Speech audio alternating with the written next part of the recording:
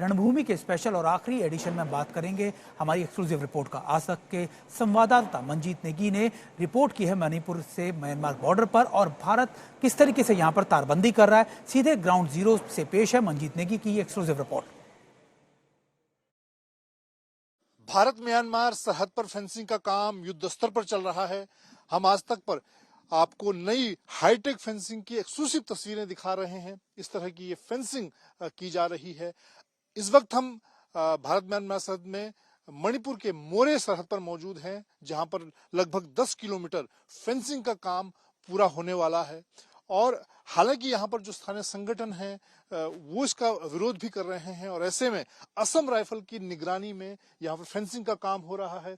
यहाँ पर असम राइफल की जिम्मेदारी है पूरे म्यांमार सरहद पर निगरानी की, चाहे जो अवैध घुसपैठ हो, चाहे तस्करी को रोकने का काम हो। और असम राइफल के जवान दिन रात 24 घंटे पूरी मुस्तैदी के साथ इस तरह से इस यहाँ पर अपनी जो ड्यूटी है उसको निभाते हैं। आप देखें, ये जो इलाका है खासतौर से पूरे म्यांमार बॉर्डर पर घने जंगल हैं, ऊंचे पहाड़ हैं। मेरे पीछे जो सीधा सामने पहाड़ नजर आ रहा है उस पर इस वक्त फेंसिंग का काम चल रहा है। और फेंसिंग के साथ ही जो असम राइफल के जवान हैं वो दिन रात उसको सुरक्षा देते हैं, पेट्रोलिंग करते हैं।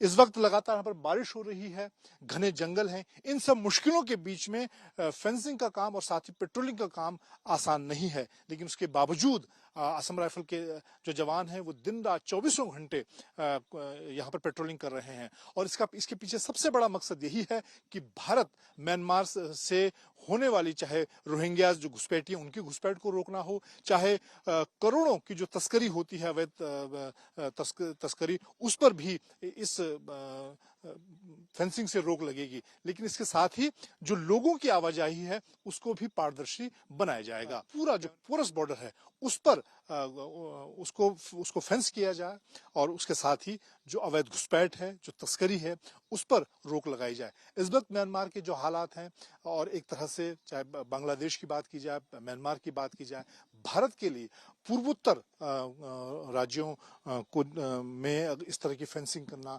एक बहुत महत्वपूर्ण मसला है। कैमरामैन अनिल जायसवाल के साथ मंजीत नेगी, मोरे, आज तक। इस वक्त अगर पूरे उत्तर पूर्व के हालात को देखें तो अपनी भूमिका को, असम राइफल की भूमिका को आप कैसे देखते हैं?